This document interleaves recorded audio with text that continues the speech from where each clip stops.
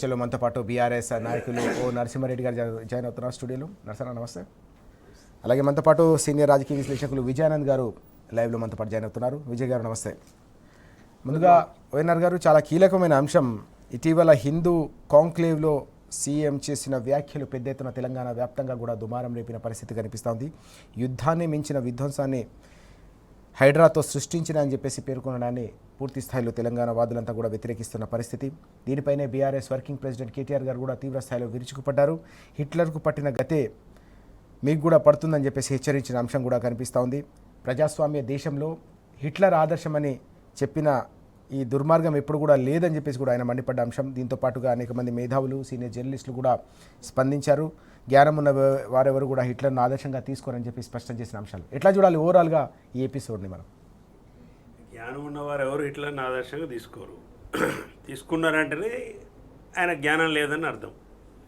ఒక ఫ్యాసిస్ట్ మనస్తత్వం ఉన్న ముఖ్యమంత్రి ఇవాళ ఈ తెలంగాణ రాష్ట్రాన్ని వెళ్తున్నాడు.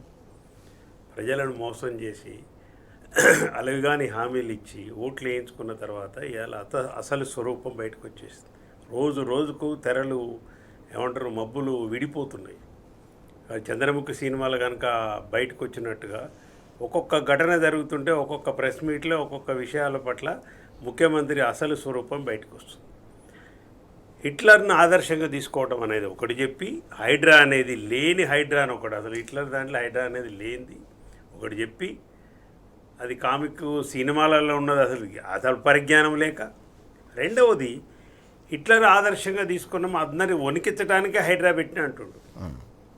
అంటే పేద ప్రజలను కూలగొట్టడము, విధ్వంసం చేస్తానని అందుకే హైడ్రా పెట్టే, దానికి హిట్లర్ ఆదర్శం అంటుండు అని ఊరుకోలేదు. దాంతోపాటు మీరు గూగుల్లో పోయి సెర్చ్ చేసుకోండి, అక్కడ ఇరాన్లో ఏం జరిగింది, ఇజ్రాయెల్ ఏం జరిగింది, గాజాలో ఏం జరిగింది, మిగతా దగ్గర ఏం జరిగిందో యూ కెన్ కంపేర్ విత్ అంటుండు. ఆ విధ్వంసంతో ఇక్కడ హైడ్రా సృష్టించిన విధ్వంసాన్ని మీరు కంపేర్ చేయొచ్చు అంటుండు. ఎంత సిగ్గుమాలిన మాటలండి. ఇంత ఇట్లా ఒక ముఖ్యమంత్రి, కాంగ్రెస్ ముఖ్యమంత్రి, అది కూడా రాహుల్ గాంధీకి సిగ్గు లజ్జ ఉండాలి ఏమన్నా మాట్లాడితే. ఇటువంటి ఓని ముఖ్యమంత్రి చేసి ఇంత దౌర్భాగ్య స్థితిలో మహాత్మా గాంధీ అహింసా విధానంతో స్వాతంత్ర సమరయోధాన్ని సంపాదించి భారతదేశ స్వాతంత్రం తెచ్చిన మహాత్మా గాంధీ వారసులో అని చెప్పుకుంటున్న రాహుల్ గాంధీ గారు మీ ఏలుబడిలో మీ ముఖ్యమంత్రి మాట్లాడుతున్న మాటలు, మహాత్మా గాంధీ నాకు ఆదర్శం అంటలేడు, అంబేద్కర్ నాకు ఆదర్శం అంటలేడు, తెలంగాణకు సంబంధించి జయశంకర్ గారిని ఆదర్శం అంటలేడు, పోయిన 10 సంవత్సరాలు ఒక స్వర్ణయుగంగా పరిపాలించిన కేసీఆర్ గారిని గురించి మాట్లాడతలేడు. అక్కడ జరిగింది ఏందండి, బెంగళూరులో ది హిందూ అనేది ఒక ఎప్పటి నుంచో 1920 నుంచి స్థాపించబడ్డ ఒక నేషనల్ మ్యాగజైన్, గుర్తింపున్న, అంతర్జాతీయంగా గుర్తింపున్న ఒక జాతీయ పత్రిక. అక్కడ ఉన్న ఆయన ఎవరు, ఇంటర్వ్యూ చేసిన ఆయన ఎవరు, ఎన్ రామ్ అని సుప్రసిద్ధ సీనియర్ జర్నలిస్ట్. అక్కడ ఆయనతో ఇంటర్వ్యూలో ఈ మూర్ఖపు ముఖ్యమంత్రి, ఈ అజ్ఞానపు ముఖ్యమంత్రి హిట్లర్ గురించి, హిట్లరే నాకు ఆదర్శం అని మాట్లాడుతుంటే కేటీఆర్ గారు చెప్పింది 100% కరెక్ట్. అధిష్టానం స్పందించాలండి దీని మీద. ఫ్యాసిస్ట్ మనస్తత్వం ఉంది రేవంత్ రెడ్డి, కానీ మేము చెప్తున్న మాటలు నిజమైన నిన్న ఆయనే చెప్పుకున్నాడు. ఏ దౌర్భాగ్యుడు కూడా ప్రజాస్వామ్యంలో ఎన్నుకోబడ్డ ముఖ్యమంత్రి కాదు, ఒక వార్డు మెంబర్ కూడా నాకు హిట్లర్ ఆదర్శం అని అనకూడదు. ఒక రాజ్యాంగం ప్రకారము ప్రజలు ఓట్లేస్తే ఎన్నుకోబడ్డ ప్రజాస్వామిక వ్యవస్థలో నువ్వు ఒక ఎమ్మెల్యేగా ఎన్నుకోబడి తర్వాత మీ అధిష్టానం నిర్ణయిస్తే ఆయన ముఖ్యమంత్రి. ఎట్లా మాట్లాడాలండి? హిట్లర్ ఎట్లా ఆదర్శమవుతాడు చెప్పు ఎట్లా ఆదర్శమవుతాడు చెప్పు. కూలగొట్టడంలో ఆదర్శం, మనుషులను చంపడంలో ఆదర్శం, కోట్లాది మందిని నరమేధం చేసిన హిట్లర్ నీకు ఆదర్శం అంటే, మీకు ఒక ఉదాహరణ చెప్తా. 2018లో మా మిత్రులతో మేము బెర్లిన్ పోయినాం. ఇక్కడున్న మిత్రులు కూడా ఉన్నారు. పోతే అక్కడ ఒక అతను, అది ఒక స్క్వేర్ ఉంటుంది, పెద్ద స్క్వేర్ ఉంటుంది, అక్కడనే హిట్లర్ మాట్లాడింది. నా నుంచే నరమేధం మొదలైంది. బెర్లిన్లో పెద్ద స్క్వేర్ ఉంటుంది. ఆ స్క్వేర్లో ఒక పెడల్, అంటే ఒక రిక్షాకు ఒక 7-8-10 పెడల్స్ ఉంటాయి. మనం తొక్కుకుంటూ ఒక 2-3 కిలోమీటర్లు పోయి చూసి రావచ్చు. అదొక చిన్న అరేంజ్మెంట్ ఉంది. అతను కూడా ఉంటాడు, మళ్ళీ ఆ రిక్షా అతను కూడా ఉంటాడు.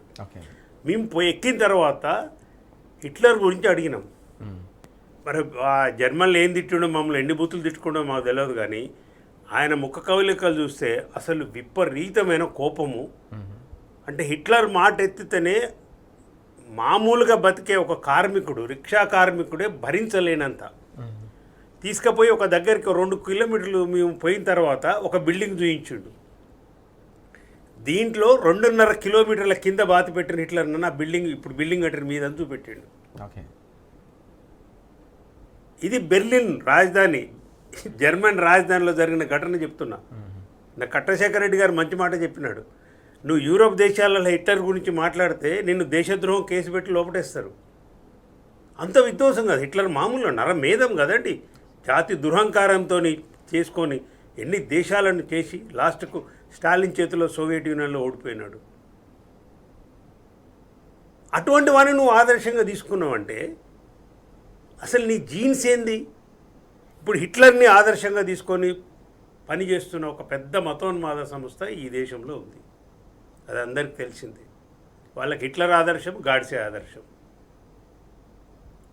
ఇప్పుడు ఈయన ఈ విధంగా హిట్లర్ నాకు ఆదర్శం అని చెప్పడంలో ఏం తేలిపోయిందంటే, నాకు ఆ మతోన్మాద సంస్థతో ఆల్రెడీ సంబంధాలు ఉన్నాయి, నా స్కూల్ బీజేపీ, నా కాలేజీ ఇది, నా నౌకరీ ఇది అని చెప్పిన ఆయన ఇవాళ ముఖ్యమంత్రి యొక్క మూలాలు అలా ఉన్నాయని నిర్ధారణ జరిగింది.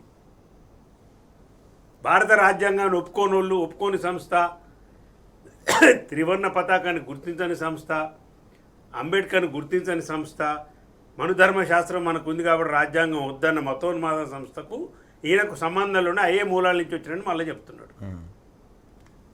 కానీ ఒక్కటి కేటీఆర్ గారు చెప్పినట్టు హిట్లర్కి ఏ గతి పట్టిందో అంతకంటే దారుణమైన గతి పడుతుంది. ఎందుకంటే ఇది ప్రజాస్వామ్యం, తుపాకులు తీసుకొని కాల్చేది కాదు. ఇక్కడ నువ్వు ప్రజలు నిన్ను ఎన్నుకున్నది పరిపాలన చేయమంటే నీ కూలగొడతా ఇంకా అక్కడ జరిగిన విధ్వంసంతో కంపేర్ చేసుకోండి అంటుంది. అంటే ఎంత గర్వం అండి, ఎంత అహంకారపూరితమైన మాటలు. ప్రజలు నీ మీద పెట్టిన విశ్వాసాన్ని నిలుపుకోలేని స్థితి సిగ్గుగా అనిపిస్తలేదా? మాకే సిగ్గుగా అనిపిస్తుంది. ఇంకొకటి, అక్కడ ఉన్నాడు, పోయింది తెలంగాణ ముఖ్యమంత్రిగా. అదే ఎన్ రామ్ గారు చాలాసార్లు కేసీఆర్తో కూడా ఇంటర్వ్యూ చేసినారు. ముఖ్యమంత్రిగా ఉన్నప్పుడు, ప్రతిపక్ష లీడర్గా ఉన్నప్పుడు కూడా చేసి, ఉద్యమం నడిచే టైంలో కూడా చేశాను హిందూ. మరి ఆయన ఎంత నేను అనుకుంటా ఆయన మస్తిష్కం కూడా బహుశా ఈయన ఇంటర్వ్యూ జరుగుతున్న సేపు ఆయన మదడు ఏం పని చేయకుండా అక్కడ ఉన్న కెమెరామెన్లు కానీ చుట్టుపక్కల ఉన్న వాళ్ళకి కానీ ఉండరు కదా, అక్కడ కాంక్లేవ్లో చాలామంది ఉన్నారు కదా, అందరికి కూడా అసలు ఎవరిని బుర్ర పని చేయకుండా అసలు ఏం మాట్లాడుతుండు వీడు, ఏం తెలివి. ఒక ముఖ్యమంత్రి ఏంది, కేసీఆర్ను చూసినాము, టాలెస్ట్ పర్సనాలిటీ, అలాంటి రాష్ట్రానికి ఇట్లాంటి వెధవ ముఖ్యమంత్రి ఉన్నాడు. అసలు ఏంది పరిస్థితి అని కూడా వాళ్ళు కూడా ఆశ్చర్యపోయే పరిస్థితి వస్తుంది. భూస్వామ్య ఫ్యాసిస్ట్ మనస్తత్వం ఉంది నాకని రేవంత్ రెడ్డి తనే ఒప్పుకున్నాడు. ఇక కాబట్టి ఇమ్మీడియట్గా ఫ్యాసిస్ట్ ముఖ్యమంత్రులు ప్రజాస్వామ్యంలో ఉండటానికి వీల్లేదు. ప్రజాస్వామ్యాన్ని నమ్మకం ఉండాలి, రక్షించాలి, ప్రజాస్వామ్యయుతమైన పాలన చేయాలి. కేసీఆర్ గారు ఎవరి ఆదర్శం అని చెప్పిండు మాకు? అంబేద్కర్ ఆదర్శము ఆర్టికల్ 3 ప్రకారమే మేము మా రాష్ట్రం మాకు కావాలని 14 సంవత్సరాలు ఉద్యమించిండు, 10 సంవత్సరాలు పరిపాలన చేసిండు. మహాత్మా గాంధీ అహింసా పద్ధతుల్లోనే తెలంగాణ రాష్ట్రాన్ని సాధించాలి, రక్తపాతం వద్దు అని చెప్పి మహాత్మా గాంధీ గారు లైన్లో కేసీఆర్ గారు పోరాటం జరిపిండు. ఇవాళ సెక్రటేరియట్, నువ్వు కూర్చుంటున్న సెక్రటేరియట్ ఏమైంది? దాని ముందు అంబేద్కర్ గారి విగ్రహం, పెద్ద విగ్రహాన్ని లెఫ్ట్ సైడ్ పెట్టి ఎదురుగా అమరవీరుల జ్యోతి పెట్టి ఒక వాతావరణాన్ని అక్కడ రాగానే ఒక వైబ్రేషన్, తెలంగాణ వైబ్రేషన్ వచ్చేటట్టుగా చేశాడు. మధ్యన నువ్వు పార్కంలో పుడకలాగా మీ రాజీవ్ గాంధీ పెట్టావు. ఇది కేసీఆర్ గారి పరిపాలన. ప్రజాస్వామ్య పద్ధతిలో పరిపాలన చేసిండు. అంబేద్కర్ని ఆదర్శంగా తీసుకొని, జయశంకర్ గారిని ఆదర్శంగా తీసుకొని, అమరవీరుల త్యాగాల ఫలితాన్ని ఇవాళ తెలంగాణను 9.5 సంవత్సరాల్లో దేశంలో నెంబర్ 1గా ఉంచిండు అన్ని రంగాలలో.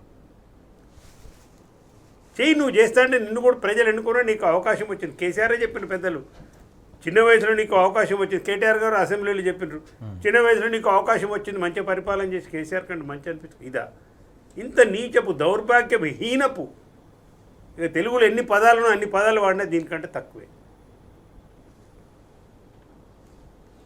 ఎవడైనా కానీ ఆదర్శప్రాయం అంటే దేనికి ఆదర్శప్రాయంగా ఉండాలి?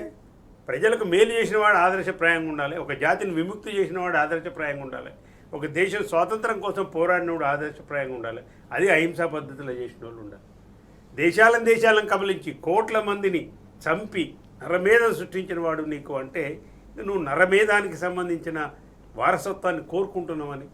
ఇలా నీ పరిపాలన అట్లుందని ఆయనే చెప్తున్నాడు. అంటే హైడ్రా పెట్టింది ఏంటంటే హిట్లర్ ఎట్లయితే నరమేధం చేసి కూలగొట్టి చేసిండో నేను కూడా అట్లే చేస్తున్నా.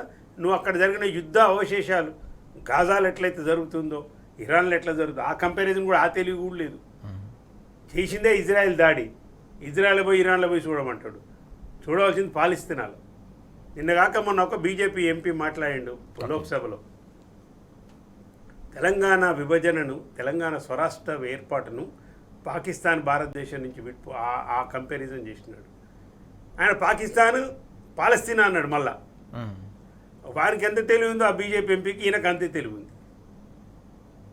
ఆ జ్ఞానం కూడా లేదు. ఆ కనీస పరిజ్ఞానం లేని హీనపు దుర్మార్గమైన మనస్తత్వం ఉన్న మనిషికి రేవంత్ రెడ్డి బయటకు వచ్చి తెలంగాణ సమాజం గమనించాలి, దయచేసి దృష్టి పెట్టండి, ఈ ఫ్యాసిస్ట్ పరిపాలన అంతం చేయవలసిన టైం దగ్గరికి వచ్చింది.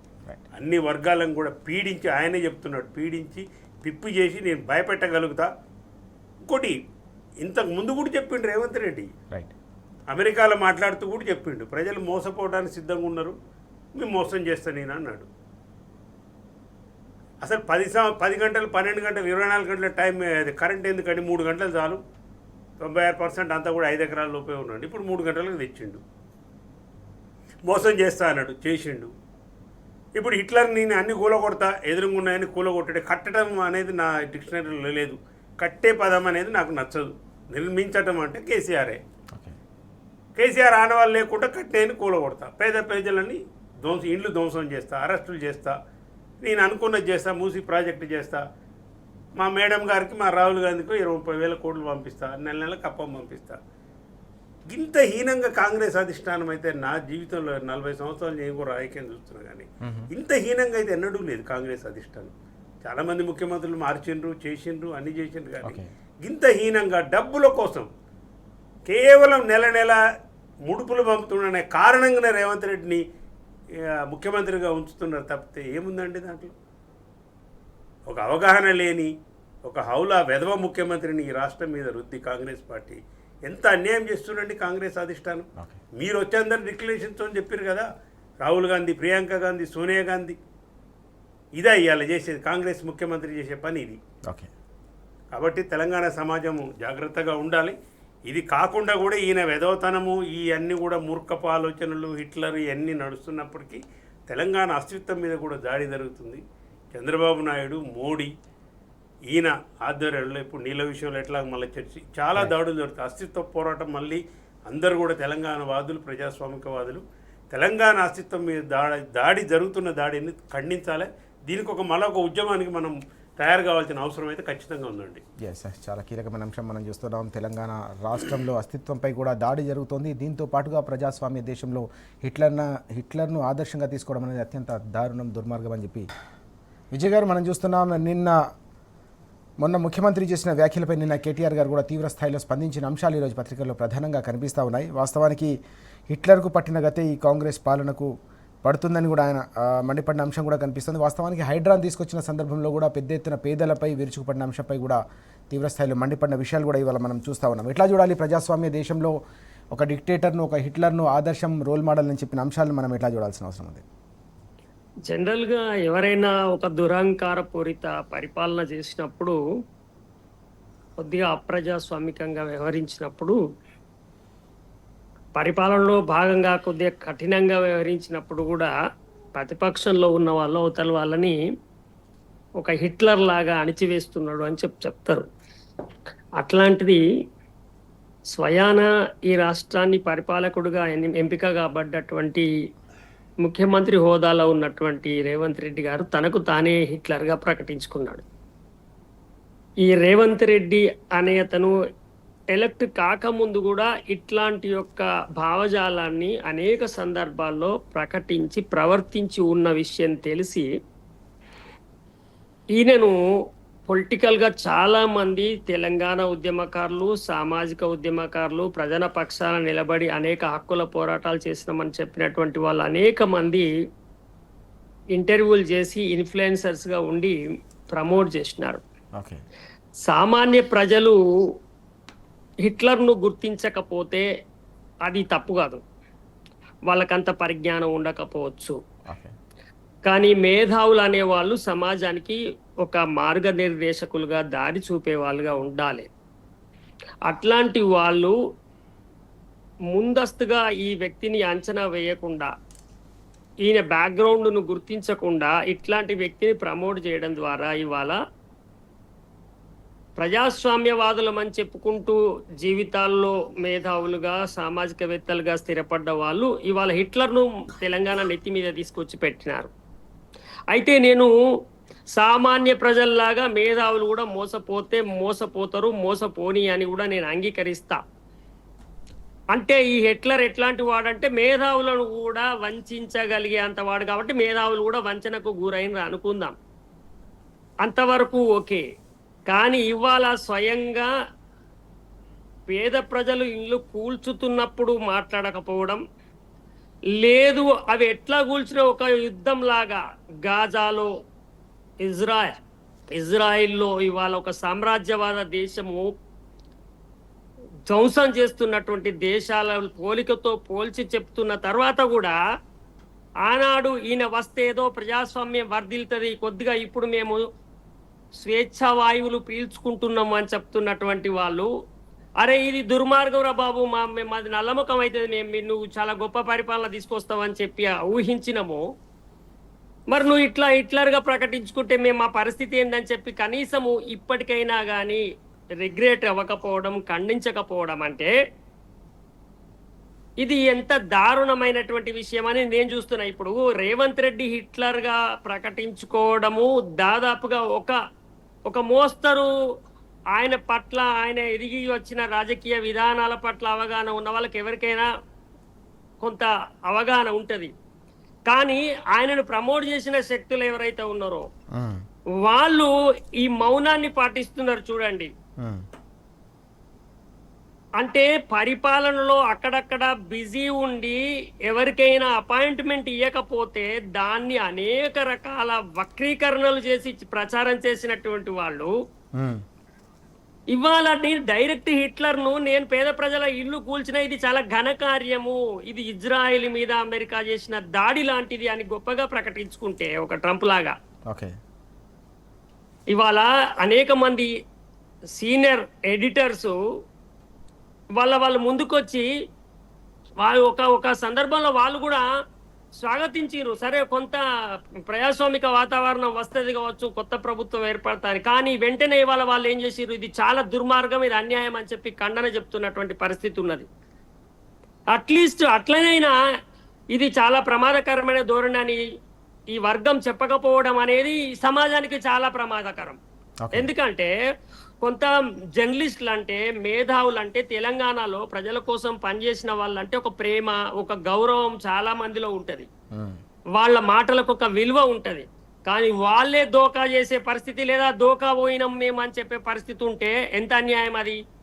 ఆ పేద ప్రజల ఆర్తనాదాలకు ఇవాళ రేవంత్ రెడ్డి ఎంత కారణమో, ఆయనను ఇన్ఫ్లుయెన్స్ చేసిన వాళ్ళు అంత కారణం కాదా అనేది కూడా సామాన్యుల నుంచి వస్తున్న ప్రశ్న. ఇక ఇక్కడ అట్లా ఉంచితే రేవంత్ రెడ్డి కేవలం నిన్న హిందూ పత్రిక ఇంటర్వ్యూలో చెప్పడం కాదు, ఆయన ముఖ్యమంత్రి అయినప్పటి నుంచి ఉపయోగిస్తున్నటువంటి భాష, పదాలు, ఆయన ప్రవర్తన ప్రతి చోట ఒక నియంతలాగానే ఉన్నది. ప్రతి చోట ఆయన ఏమంటాడు, చంపుతా, బొంద పెడతా, లేకుండా చేస్తా, ఎలిమినేషన్ కి సంబంధించినటువంటి వ్యవహారమే వస్తుంది. తర్వాత ఇప్పుడు ఇట్లాంటి భావజాలం ఉన్నటువంటి వాళ్ళు అధికారంలో రేపు పూర్తిగా పట్టు వస్తే రేపు ఎవరైనా తమ హక్కుల కోసం మాట్లాడగలరా? రేపు ఏమైనా సంఘాలు వాళ్ళకు సంబంధించిన డిమాండ్లు చేయగలరా? ఆయన ఏమన్నాడు, ₹1 కూడా లేదు, నన్ను ఓసుకుంటారా, ఏమన్నా చేసుకోరా అన్నాడు. అంటే ఎన్నిక అయ్యేదాకా ఒక మాట, ఎన్నిక తర్వాత ఒక మాట మాట్లాడుతున్నటువంటి పచ్చి అబద్ధాలు మాట్లాడి, అట్లా కాకపోతే వెంటనే రుబాబు చేసి గంతే ఉంటది పో, ఏం చేసుకుంటావో చేసుకో అనేటువంటి ధోరణి ఏదైతే ఉందో, ఇదంతా కూడా నియంతృత్వపు ధోరణి. ఈ ధోరణి ఎప్పటి నుంచో ఉన్నది.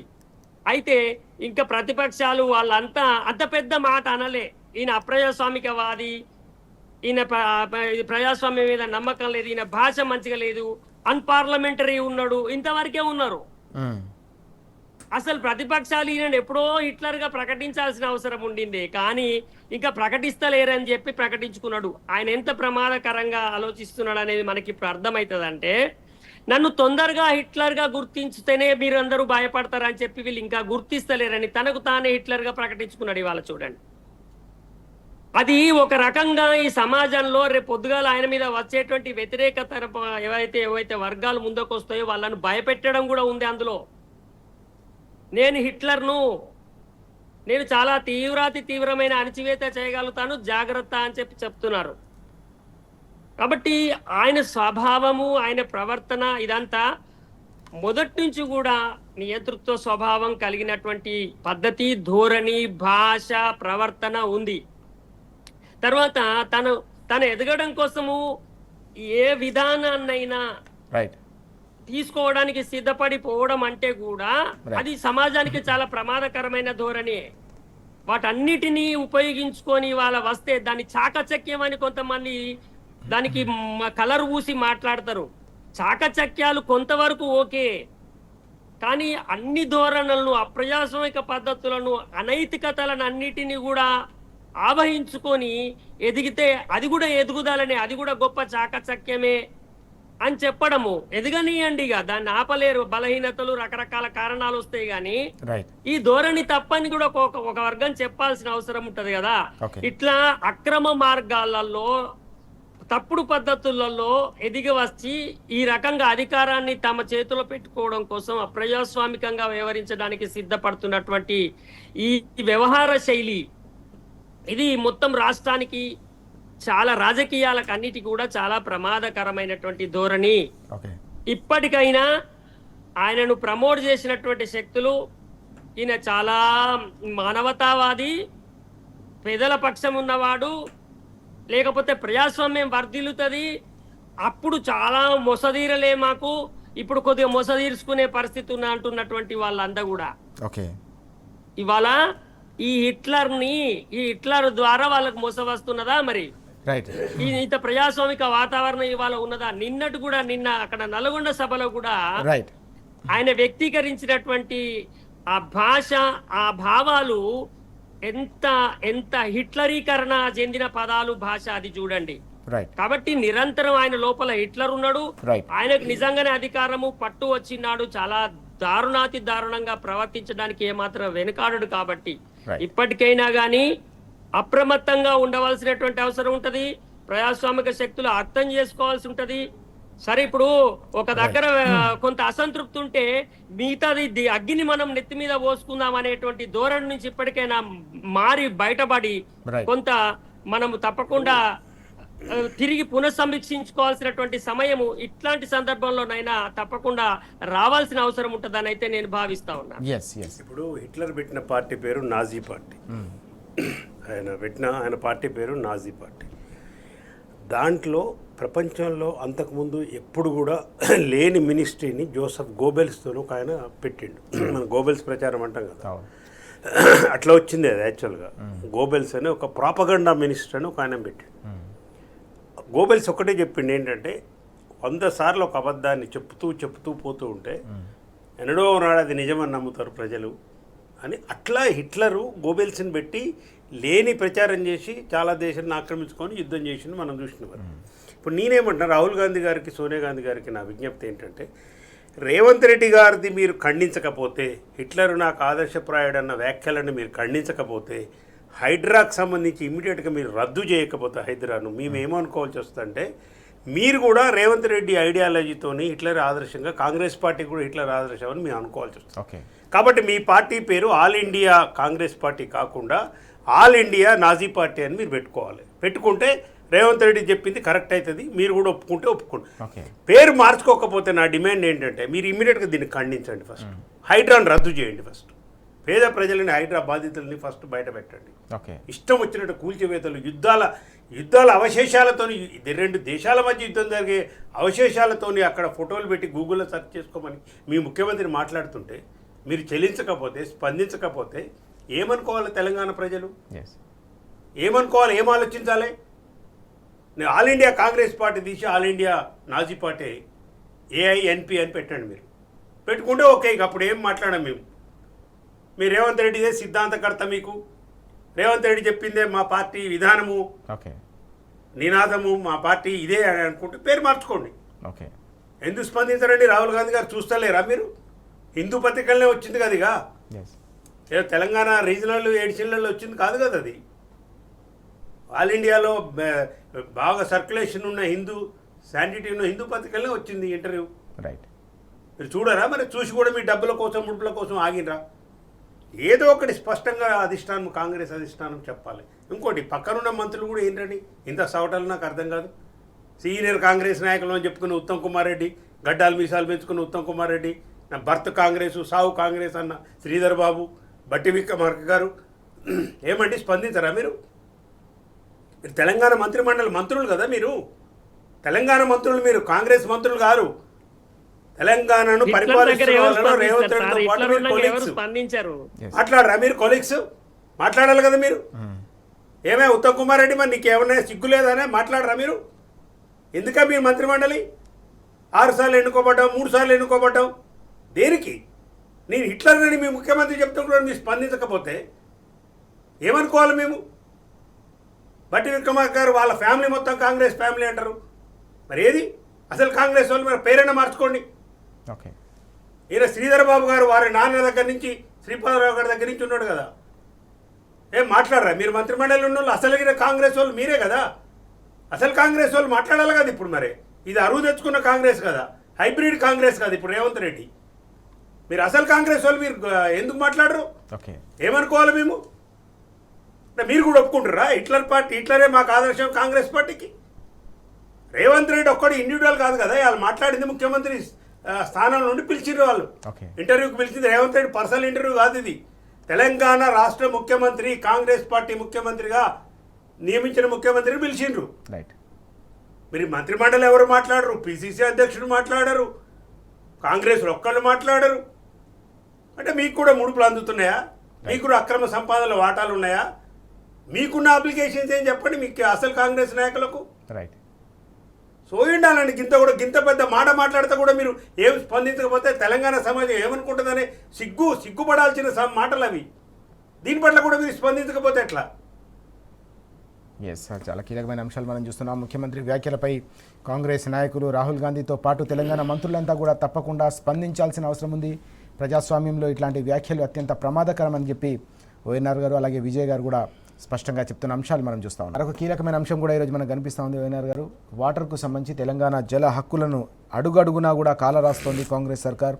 దక్షిణ తెలంగాణకు పూర్తిగా అన్యాయం చేస్తూ ఉన్నారు, దగా చేస్తున్నారంటూ ఈరోజు వార్త మనం చూస్తూ ఉన్నాం. ఏపీకి సుజలం, తెలంగాణకు నిష్ఫలం అంటూ నిన్న హరీష్ రావు గారు కూడా మండిపడిన అంశం మనం చూస్తున్నాం. గురువు కోసం రాష్ట్రాన్ని తాకట్టు పెడతా ఉన్నారు ముఖ్యమంత్రి అంటూ. ఎట్లా చూడాలి ఓవరాల్గా ఈ వాటర్కు సంబంధించిన ఇష్యూ? దీంట్లో 2-3 అంశాలు ఉన్నాయండి. ఒకటి, గోదావరి కావేరి నదుల అనుసంధానం అని చంద్రబాబు నాయుడు గారు ఏదైతే చెప్తున్నాడో ఇది పచ్చి మోసము, తెలంగాణకు ద్రోహం. తెలంగాణ నీళ్లు 200 టీఎంసీని పోలవరం నుంచి గోదావరి నీళ్ళు తీసుకుపోవడం కోసమే ఈ బనకచెర్ల లింక్ అని చెప్పేసి మొదటి నుంచి కూడా బీఆర్ఎస్ పార్టీ, హరీష్ రావు గారు, కేటీఆర్ గారు అసెంబ్లీలో చెప్పింది, ఇక్కడ కూడా చెప్పింది. నదుల అనుసంధానం అనేది ఎట్లా? 968 టీఎంసీలు మాకు తెలంగాణకు ఆల్రెడీ ఎలకేట్ అయిన వాటర్. అది గోదావరిలో ఎలకేట్ అయిన వాటర్. బచావ్ ట్రిబ్యునల్ ప్రకారం గోదావరి రివర్ బోర్డు కూడా దాన్ని ఆమోదించింది అది 968లో. అది దృష్టిలో పెట్టుకునే కేసీఆర్ గారు కృష్ణాల వాటర్ తగ్గుతుందని చెప్పి గోదావరి మీద ప్రాజెక్టుల కోసం కేసీఆర్ గారు మొత్తం కూడా చేసి కాళేశ్వరం దాంట్లో భాగంగానే 240 టీఎంసీలు వాడుకోవాలి. మాకు ధవళేశ్వరం నుంచి మీకు మళ్ళా వచ్చే ఇక్కడి వరకు ఎక్కడ ప్రాజెక్ట్ లేదు మధ్యన. ఎక్కడ తెలంగాణలో గోదావరి మీద ప్రాజెక్ట్ లేవు మనకు అని చెప్పి 240 టీఎంసీలు అది కావచ్చు. దేవాదులకు సంబంధించి దాని కెపాసిటీ పెంచడం కావచ్చు. సీతారామ ప్రాజెక్టు సంబంధించి 38 టీఎంసీ నుంచి 60 టీఎంసీలు చేయడం కావచ్చు. ఇట్లా దాదాపు 545-550 టీఎంసీలకు కేసీఆర్ గారు ప్రాజెక్టు రూపకల్పన చేసిండ్రు. ఇది జరిగింది వాస్తవంగా. దీన్ని ఇప్పుడు చంద్రబాబు నాయుడు లేని అనుసంధానం అని ఒకటి పట్టుకొచ్చి, నదుల అనుసంధానం అంటే అది జాతీయంగా కేంద్ర ప్రభుత్వం అన్ని రాష్ట్రాలను కూర్చోబెట్టి అలొకేటెడ్ వాటర్ ఫస్ట్ సెక్యూర్ చేసుకున్న తర్వాత సంధానం మిగిలితే కదా, మిగలాలి కదా, నీళ్ళు మిగిలితే కదా నువ్వు తీసుకుపోయేది. వరద నీరుని పట్టుకొని నువ్వు అంచనా వేసి ఏడాదికి 3000 టీఎంసీలు గోదావరిలో సముద్రంలో కలుస్తున్నాయని చెప్పి చంద్రబాబు నాయుడు మాటలు పట్టుకొని రాష్ట్ర ప్రభుత్వం ఏకపక్షంగా ఒక్కటండి ఇరు రాష్ట్రాలు కూర్చొని కమిటీలు వేసుకుంటే అయిపోద్దా అండి? దాంట్లో ఛత్తీస్గఢ్ ఉంది, కర్ణాటక ఉంది, మిగతా రాష్ట్రాలు 4-5 రాష్ట్రాలు ఇన్వాల్వ్ అయింది గోదావరిలో. చంద్రబాబు నాయుడు మనం చూసినాం కదా, ఈయన చక్కదనం. అపెక్స్ కౌన్సిల్ మీటింగ్కి నేను పోను అన్నాడు, ఎజెండాలో లేదన్నాడు. గోదావరి బనకచెర్ల లింకు అక్కడ పోయిన తర్వాత నిమ్మల రామానాయుడు ఆయన ఇరిగేషన్ మంత్రి వచ్చి లేదు ఫస్ట్ పాయింట్ అది ఉంది ఎజెండాలో, తెలంగాణ సీఎం ఒప్పుకోండి అని చెప్పినాడు. నీటిపారుదల శాఖ మంత్రి ఉత్తమ్ కుమార్ రెడ్డి గారు ఏంది, ఏం మాట్లాడతారు, ఏం సంగతి? ఇట్లా గోదావరిలో అలొకేట్ అయిన వాటర్ని ఎట్లా ఉపయోగించుకోవాలనో చూడక ఇప్పుడు 200 టీఎంసీలు ఇప్పుడు చంద్రబాబు నాయుడు తీసుకుపోవడానికి మీరు దారి సుగమం చేసినట్టు కాదా? తెలంగాణకు అన్యాయం, గోదావరిలో జరుగుతున్న అన్యాయం కాదా ఇది? ఎట్లా ఒప్పుకుంటారు మీరు? అంటే మాకు 1000 టీఎంసీలు ఇస్తాలు, దీంట్లో 500 టీఎంసీలు ఇస్తాలు. నువ్వెవడవే చెప్పడానికి? నాకు అర్థం కాదు. నువ్వెవడు రేవంత్ రెడ్డి చెప్పడానికి నీళ్ళ గురించి? ముఖ్యమంత్రికి చెప్పుకుంటే సరిపోతుంది. 500 టీఎంసీలు బ్లాంకెట్గా మాకు కృష్ణాలో చాలు, 1000 టీఎంసీ గోదావరిలో 1000 టీఎంసీ సరిపోయింది రా పిచ్చోడు. ఆల్రెడీ 960 టీఎంసీలు మనకు ఎలకటే ఉన్నాయి వాటర్లో. బీజేపీ కేంద్రంలో మోడీ ప్రభుత్వము పక్క రాష్ట్ర ముఖ్యమంత్రి చంద్రబాబు యొక్క డ్రామాలో భాగం, వాళ్ళిద్దరు కలిసి చేస్తున్న కుట్రలో భాగం ఇవాళ తెలంగాణ ముఖ్యమంత్రి, తెలంగాణ నీటిపారుదల శాఖ మంత్రి ఉత్తమ్ కుమార్ రెడ్డి యొక్క కుట్ర ఇది. ఎట్లా ఒప్పుకుంటారండి మీరు? నాకు అర్థం కాదు. బనకచెర్ల లింకు చెప్పండి, ఎట్లా ఒప్పుకుంటారు? ఇక్కడి నుంచి నల్లమల నుంచి ఎక్కడి నుంచి పోవాలి అవి? ఇక్కడి నుంచి పోయి తీసుకుపోయి పోలవరం నుంచి తీసుకుపోయి రైట్ కెనాల్ తీసుకుపోయి నల్లమల పెద్ద అక్కడ ఏదో గొల్లపల్లి అని ఒక రిజర్వాయర్ కట్టి దానికి 150 టీఎంసీలు అక్కడ మార్చి ఏముండదండి. బనకచెర్ల అంటే ఒక 4 తూములు ఉంటాయి అక్కడ. బనకచెర్ల అనేది ఇప్పుడు ఏదది పోతిరెడ్డిపాడు కంటే కింద ఒక 20 కిలోమీటర్ల కింద ఒక 4-5 తూములు ఉంటాయి ఆడ, గేట్లు ఉంటాయి. తీసుకుపోయి ఇప్పుడు ఆ బొల్లేపల్లి రిజర్వాయర్ నుంచి తీసుకుపోయి బనకచెర్ల తూములో వేస్తారు. వేస్తే ఆయన ఎటైనా తీసుకుపోవచ్చు ఇక నీళ్ళు రాయలసీమకు సంబంధించి. ఇంత కుట్ర జరుగుతుంటే ఇన్నిసార్లు చెప్తే, అసెంబ్లీలో చెప్తే, పవర్ పాయింట్ ప్రజెంట్లో చెప్పి మేము ఒక 2-3 రౌండ్ టేబుల్ పెట్టి అంత మాట్లాడితే ఇప్పుడు కూడా అదే విధంగా పోతామంటారు. గోదావరిలో అన్యాయం, ఇటుపక్క ఇప్పుడు పాలమూరు రంగారెడ్డి అన్యాయం. లేని జూరాల బేస్గా తీసుకుంటామంటారు. పాలమూరు రంగారెడ్డి 90 టీఎంసీలు, ఉత్తమ్ కుమార్ రెడ్డి 45 టీఎంసీలు చాలని రాసిన మాట వాస్తవం కదా నువ్వు కేంద్రానికి? మళ్ళా బీఆర్ఎస్ పోరాటం చేస్తారు కదా, మీరు దాన్ని గమనించుకుంటే మళ్ళీ ఇప్పుడు మాట్లాడుతుంది 90 టీఎంసీలు అని మాట్లాడుతున్న ముఖ్యమంత్రి మొన్న. రైట్. అంటే ఏం చేద్దామనుకుంటారు? శాశ్వతంగా నీటి హక్కులు పోతే మళ్ళీ రావండి రాజుగారు.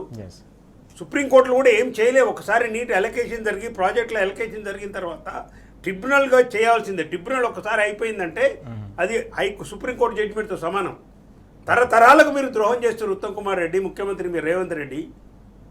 భావి తరాలకు రావాల్సిన నీళ్ళని మీరు ఇవాళ చంద్రబాబు నాయుడుకు రాజకీయ ప్రలోభాలతో మీరు లొంగిపోయి, మోడీ ప్రలోభాలకు లొంగిపోయి భయపడి రేవంత్ రెడ్డి మీద ఉన్న కేసులు హఠాయించడానికో ఆయన కేసులు తొలగించుకోవడం చేస్తున్న పైరవీల భాగంగా భావితరాలకు రావాల్సిన నీళ్ళని మీరు ఇలా మొత్తం కూడా దారాదత్తం చేస్తుంటే ఎట్లా ఊరుకుంటారు బీఆర్ఎస్ పార్టీ?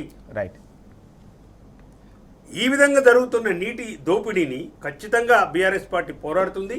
ఇంతకుముందు కూడా పోరాటం చేసినాము. అసలు వీళ్ళకి సోయలేదు. ఆడ కేసీఆర్ గారు వచ్చి నల్గొండ మీటింగ్ పెట్టేంత వరకు వీళ్ళకి అసలు వీళ్ళకు రివర్ బోర్డు నోటిఫికేషను ఏది గెజిట్ నోట్ ఏది ఐడియానే లేదు. రైట్. ఆ ఉత్తమ్ కుమార్ రెడ్డి ఎట్లా మంత్రి అయినా నాకైతే అర్థం కావట్లేదు. మళ్ళీ చదువుకున్నా, నేను మిలిటరీలో పనిచేసిన అంటాడు. మరి చదువుకుంటే నీకు తెలియదా? ఓకే. అరే పోయినసారి యాసంగి ఈ యాసంగి అక్కడ పోయిన యాసంగి అండి నాగార్జునసాగర్లో మొత్తం వాళ్ళు 75 నుంచి 80% నీళ్లు వాడుకుంటే దాదాపు 63 టీఎంసీలు వాడుకోలేకపోయిండు.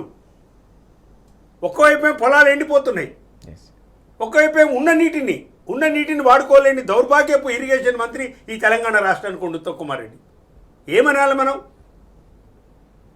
అసలు వీళ్ళకి ఇరిగేషన్ సోయి లేదు, వ్యవసాయం మీద సోయి లేదు. ఎంతసేపు ఉన్న డబ్బు అక్రమ సంపాదన. మళ్ళీ ఎట్లాగూ 20 సంవత్సరాల వరకు కాంగ్రెస్ అధికారం రాదని వాళ్ళే చెప్తున్నారు.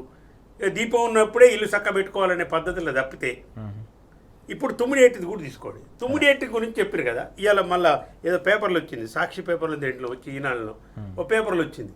తుమ్మిడేటి దగ్గర లేదంటే ఇప్పుడు మళ్ళా మెయిన్ గంగకు మారుస్తున్నాం మళ్ళా. అరే ఎంత విచిత్రమైన మాటలు మాట్లాడతాడు ముఖ్యమంత్రి. ఏమైనా సోయిన మాటలేనా అండి? పక్క రాష్ట్ర ముఖ్యమంత్రి నాకు అపాయింట్మెంట్ ఇవ్వట్లేదు, సిగ్గుందా అని మాట్లాడటానికి నేను అడుగుతున్నా. నీ దౌత్య నీతి ఏంది? ఓకే, ఇదే ఫడ్నవీస్ కూడా కేసీఆర్ గారు ఉన్నప్పుడు ఉన్నాడు. రేవంత్ రెడ్డి గుర్తుపెట్టుకో, అయాల బీజేపీ ప్రభుత్వం ఉంది, అక్కడ ఫడ్నవీసే ఉన్నాడు ముఖ్యమంత్రిగా.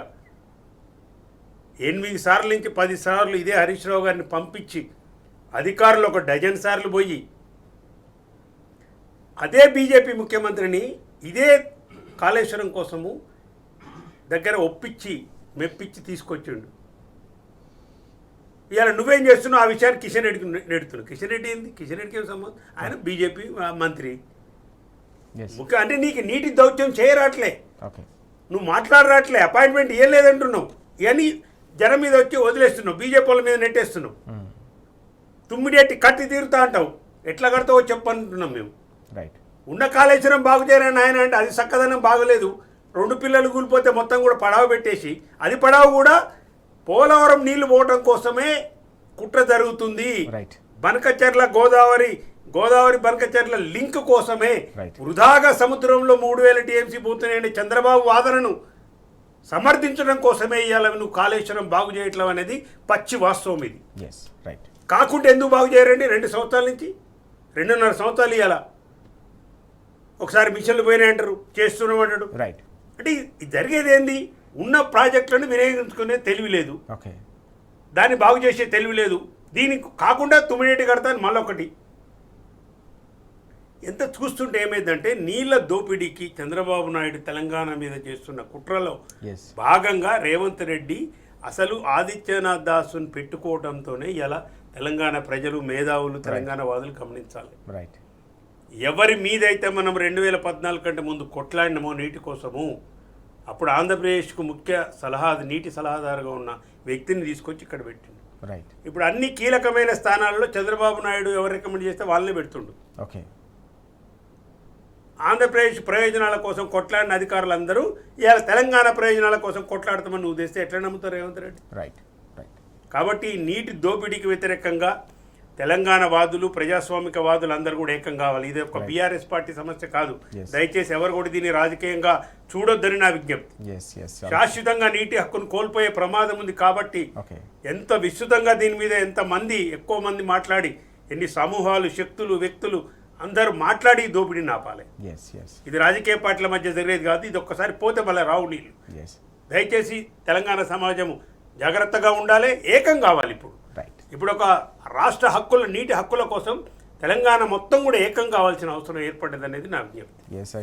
మనం చూస్తా ఉన్నాం, కృష్ణా గోదావరి 2 నదులకు సంబంధించిన జల హక్కులను కాపాడుకునేందుకు యావత్ తెలంగాణ సమాజం అంతా కూడా ఏకం కావాల్సిన అవసరం ఉంది. బీఆర్ఎస్ పార్టీ చేస్తున్న పోరాటాలకు అందరూ కూడా కలిసి రావాల్సిన అవసరం ఉంది. ఓవైపు జల దోపిడీ తీవ్ర స్థాయిలో జరుగుతున్న నేపథ్యంలో దీనికి అడ్డుకట్ట వేయాల్సిన బాధ్యత ప్రతి ఒక్కరిపై ఉందని ఓఎన్ఆర్ గారు కూడా స్పష్టంగా చెప్తున్న అంశాలు ఇప్పటివరకు మనం చూసాం. విజయ్ గారు, మనం చూసినాం తెలంగాణ ఉద్యమం జరిగిందే నీళ్ళ కోసం. తెలంగాణలో తొలి ప్రభుత్వం ఏర్పడిన నాటి నుంచి కూడా 10 ఏళ్ల పాటు కేసీఆర్ గారు తొలి ప్రాధాన్యతగా నీళ్ళ ప్రాజెక్టులు చేపట్టిన సందర్భాన్ని మనం చూసాం. కానీ తెలంగాణ సాధించుకున్న 10-12 ఏళ్లకే మళ్ళీ జల హక్కులను పూర్తిగా కాలరాసే కుట్రలు కొనసాగుతున్నాయనే వార్తలు మనం చూస్తున్నాం. ఏపీకి సుజలం, తెలంగాణకు నిష్ఫలం అంటూ నిన్న హరీష్ రావు గారు కూడా దీనిపై మండిపడిన విషయం మనకు కనిపిస్తూ ఉంది. ఎట్లా చూడాలి ఓవరాల్గా తెలంగాణ రైతులకు పొంచి ఉన్న ఈ నీటి హక్కులకు సంబంధించిన వ్యవహారాన్ని మనం ఎట్లా అర్థం చేసుకోవాల్సిన అవసరం ఉంది? ప్రజలు బీఆర్ఎస్ పార్టీ ఓడిపోతుంది అనుకున్నారు, కానీ చంద్రబాబు తెలంగాణలో అధికారాన్ని చేపడతాడు అనేటువంటి అంచనాలు వేయలేకపోయినారు. పరోక్షంగా ఇవాళ రేవంత్ రెడ్డి పిసిసి అధ్యక్షుడు ఉన్నాడంటేనే ఆయన రేపు పొద్దుగాల ముఖ్యమంత్రి చేసేటువంటి ప్రయత్నము ఇది చంద్రబాబు మళ్ళా తెలంగాణ మీద సాధించడం కోసము వేసిన పన్నాగము. పట్టు సాధించి ఇక్కడ మొత్తము ఏదైతే తెలంగాణకు గతంలో జరిగిన దోపిడీ ఏదైతుందో దాన్ని అడ్డుకొని తెలంగాణ సాధించుకున్న తర్వాత మన సంబంధించిన హక్కులు మనం వినియోగించుకోవడంతో వాళ్లకు విపరీతమైనటువంటి ఇబ్బంది గత 10 ఏళ్ళు అనేక రకాల అవస్థలు అయినాయి. అందువల్ల ఏంది మళ్ళా ఇక ఇప్పుడు ఎట్టి పరిస్థితులలో శాశ్వతంగా మనము ఈ తెలంగాణకు సంబంధించినటువంటి మొత్తం వనరులను చేజిక్కించుకోకపోతే రేపు ప్రమాదంలో పడుతుంది. రేపు రానున్న రోజుల్లో ట్రిబ్యునల్లో కృష్ణా జలాల మీద ఫైనల్ కేసు అయిపోయి వాదనలు అయిపోయి తీర్పు కోసం ఎదురు చూస్తున్నది. ఆ తీర్పు ఖచ్చితంగా తెలంగాణ కృష్ణా నది మీద తెలంగాణ వాటాను తేలుస్తుంది. ఎప్పుడైతే ట్రిబ్యునల్ వాటా తేలుస్తుందో తేల్చిన తర్వాత దానికి భిన్నంగా వాళ్ళు ప్రవర్తించడానికి అవకాశం ఉండదు. కాబట్టి ఇప్పుడు వెంటనే ట్రిబ్యునల్ యొక్క తీర్పు రాకముందు దాన్ని అక్కడ కేంద్ర ప్రభుత్వంలో వాళ్ళే ఉన్నారు కాబట్టి దాన్ని తాత్సారం చేస్తూ లేట్ చేస్తూ తొందరగా ట్రిబ్యునల్ తీర్పు ఇవ్వమని చెప్పి రేవంత్ రెడ్డి కూడా అడగాడు. ఎందుకంటే ఆయన చంద్రబాబు మనిషి అనేది స్పష్టం. ఇక దీనిలో దాపరికాలు చర్చ అనవసరం. ఓకే 100% ఆయన ఇవాళ త్వరగా ఎంత వీలైతే అంత త్వరగా రేపు ఏదైనా పరిణామాలు మరి ఇక్కడ రాజకీయ అధికార మార్పు జరగడానికి ఇంకా ముందే ఈ మొత్తము గోదావరి కృష్ణ మీదకి సంబంధించినటువంటి మొత్తం హక్కులను చంద్రబాబు తన ఆధీనంలోకి తీసుకోవడం కోసము అక్కడ అధికారులను ఇక్కడ పెట్టి వెంటనే చాలా త్వరితగతిన స్పీడ్గా అన్ని రకాల ప్రాజెక్టుల మీద నీటి వాటాలను దోచుకునేటువంటి ప్రయత్నం చేస్తున్నాడు. దానికి పూర్తి స్థాయిలో దగ్గరుండి ఆయన అనుకూలంగా కార్యక్రమాలన్నీ నిర్విఘ్నంగా కొనసాగడానికి రేవంత్ రెడ్డి గారు సహకరిస్తున్నదని స్పష్టం. అందులో భాగంగానే ఆయన ఏమంటున్నాడు, ఆంధ్రప్రదేశ్ నో అబ్జెక్షన్ తీసుకొని తెలంగాణలో ప్రాజెక్టు కట్టే పరిస్థితి ఉంటే ఇక ఇంత దానికి మనం ఎందుకండి పరిపాలన, దీనికి ఒక ప్రత్యేక రాష్ట్రం ఎందుకు? ఇప్పటిదాకా నీళ్లు నిధుల కోసము ఉద్యోగాల కోసం తెలంగాణ అన్నారు, ఏమి సాధ్యం కాలన్నారు. ఇప్పుడు నీళ్ళని కట్టిన ప్రాజెక్టు తప్పని బురద జల్లిండ్రు. ఇప్పుడు మొత్తం జలాల వాటాను కథం చేసేస్తున్నారు. ప్రాజెక్టు వెనక ముందు కట్టుకోవచ్చు మన దగ్గర ఉన్న బడ్జెట్ మీద దాని మీద, కానీ ఒకసారి వాటానే పోయిన తర్వాత కట్టరాదు. ఇప్పుడు రేవంత్ రెడ్డి గారు చంద్రబాబు చేస్తున్నటువంటి పని ఏంటంటే తెలంగాణలో నీటి వాటా హక్కులు తెలంగాణకు లేకుండా త్వరితగతిన కింద ప్రాజెక్టులకు అనుమతులు తెచ్చుకొని వాళ్ళ వాటాను స్థిరీకరించుకోవడం ద్వారా మన వాటా కోల్పోతాము గోదావరి కృష్ణాలో. తద్వారా వాళ్ళు మళ్ళా ఏది నీటి దోపిడీ అయితే గతంలో చేసినారో రాజ్యాంగానికి చట్టానికి వ్యతిరేకంగా అట్లనే చేస్తారు. ఇప్పుడు పోతిరెడ్డి పాలలో కూడా చట్ట వ్యతిరేకంగా ఇవాళ సిమెంట్ కాంక్రీట్ పనులు జరుగుతున్నాయని మన పత్రికల్లో టీవీలలో వార్తలు వస్తూనే ఉన్నాయి. ఇలా చట్ట వ్యతిరేకంగా తర్వాత నేనేమంటా అంటే తెలంగాణ అనగానే బీఆర్ఎస్ ఏమన్నా పేటెంటా వీళ్ళకే ఉంటుందా, మేం కాదా తెలంగాణ వాదులం అని చెప్పినటువంటి పొన్నం ప్రభాకర్, వివేక్ వెంకట స్వామి లాంటి వాళ్ళు మేము పార్లమెంటులో కొట్లాడినాము. తర్వాత వెంకటరెడ్డి అయితే నేను రాజీనామా చేసినామంటాడు కదా. ఉద్యమం ఉవ్వెత్తులో ఉన్ననాడు మీరు ఏం చేసిరు అనేది కాదు సబ్జెక్టు. ఎందుకు తెలంగాణ తెచ్చుకున్నాము? మన హక్కులను కాపాడుకోవడం కోసము తెలంగాణ తెచ్చుకున్నాము.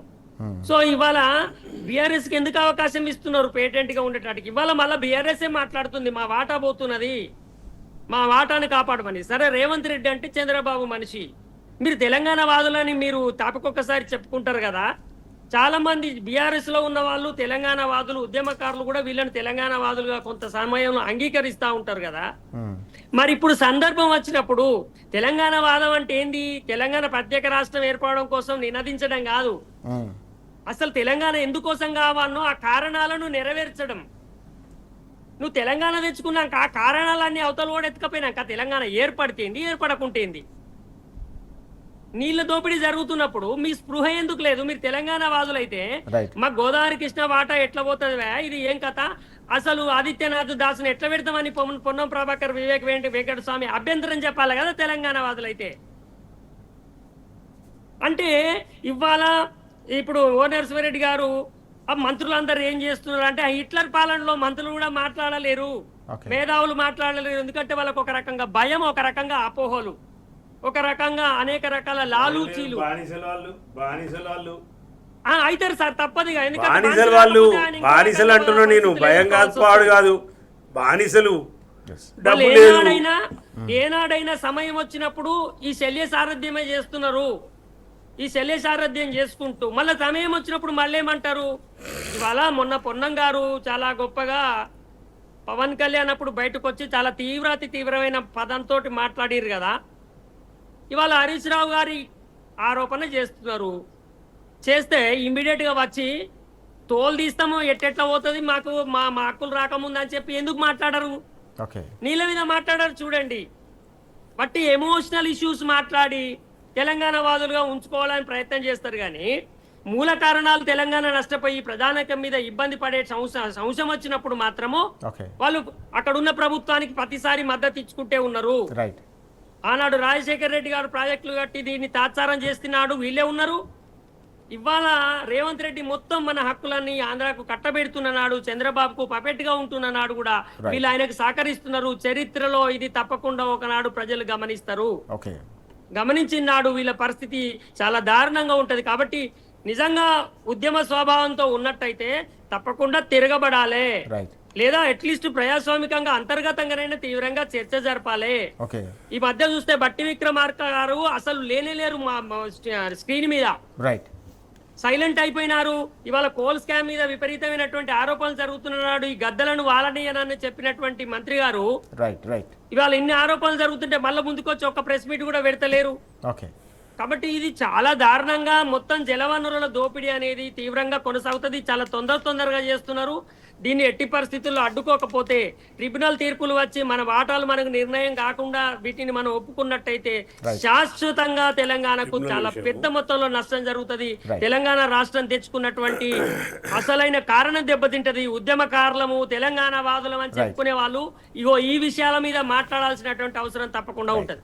రైట్ రైట్ ఇప్పుడు ట్రిబ్యునల్కి సంబంధించి ఏంటంటే కేసీఆర్ గారు 3 రాష్ట్రాలకు పంపిణీ కాదు 4 రాష్ట్రాలు ఏర్పడ్డాక 4వ రాష్ట్రంగా గుర్తించి కొత్త ట్రిబ్యునల్ వేయాలని సెక్షన్ 3 ప్రకారం కొట్లాడితే కృష్ణా మీద ఒక కొత్త ట్రిబ్యునల్ వేసినారు. 575 టీఎంసీకి పరివాహక సహజ సూత్రాల ప్రకారం మనం కొట్లాడుతాం. అది కూడా తెలియదు ఇంక ముఖ్యమంత్రికి ఎంత కొట్లాడుతున్నాం కూడా తెలియదు, ఈయనకు తెలియదు, ఉత్తమ్ కుమార్ రెడ్డి తెలియదు. ఇట్లనే మనం అడిగినామని చెప్పి జగన్మోహన్ రెడ్డి ముఖ్యమంత్రి ఉన్నప్పుడు రెండవసారి ఆంధ్రప్రదేశ్లో ఆయన గోదావరి ట్రిబ్యునల్ డిమాండ్ చేసిండు. రైట్ ఏలే ఇంకా ట్రిబ్యునల్. ఓకే ఇప్పుడు చంద్రబాబు నాటకం ఏంటంటే నీలదోపిడి నాటకం ఏంటంటే గోదావరి ట్రిబ్యునల్ ఏర్పడక ముందే ఈ 200 టీఎంసీని ఇక్కడి నుంచి దొబ్బేయాలి. రైట్ ఆ ట్రిబ్యునల్ ఏర్పాటు కాకముందే దొబ్బేసిందంటే ట్రిబ్యునల్ ఇది చర్చకు రాదిగా. ఓకే ఇది చర్చకు రాకుండా చేయాలనే ఉద్దేశంలో ఈ తొందరపాటు కాళేశ్వరాన్ని ఆపటము, ఇదంతా గోదావరిలో వేసిపోతున్నాయి అనటము, ఈ శిష్యుని యొక్క ఇది ఈ సారథ్యము, మోడీ గారికి సారథ్యము, ఇదంతా కూడా జరుగుతున్నది. అందుకే చెప్తున్నాను రాజకీయాలకు అతీతంగా తెలంగాణ శాశ్వత నీటి హక్కులు కోల్పోయే అవకాశం ఉంది. కాబట్టి అందరు కూడా ప్రతి తెలంగాణ బిడ్డ దీని మీద మాట్లాడాలి, ప్రతి తెలంగాణ వాది దీని మీద ఏకం కావాలి, ప్రతి వాడల ఊర్లో ఈ మీటింగులు పెట్టుకోవాలి, మనం మాట్లాడుకోవాలి, మన హక్కులను కాపాడుకోవాలి, నీటి హక్కులను. ఎస్ తెలంగాణకు సంబంధించిన నీటి హక్కులను శాశ్వతంగా కాలరాసే కుట్రలు కొనసాగుతున్న నేపథ్యంలో తప్పకుండా 70 లక్షల మంది తెలంగాణ రైతులతో పాటు యావత్ తెలంగాణ సమాజం అంతా కూడా వీటిపై పోరాటానికి సన్నద్ధం కావాలని చెప్పేసి ఓఎన్ఆర్ గారు అలాగే విజయ్ గారు కూడా సూచిస్తున్న సందర్భాన్ని మనం చూస్తూ ఉన్నాం. థ్యాంక్ యూ వెరీ మచ్ చర్చలు పాల్గొన్నందుకు. ఇది వాటి వార్తలు వాస్తవాలు. నమస్తే.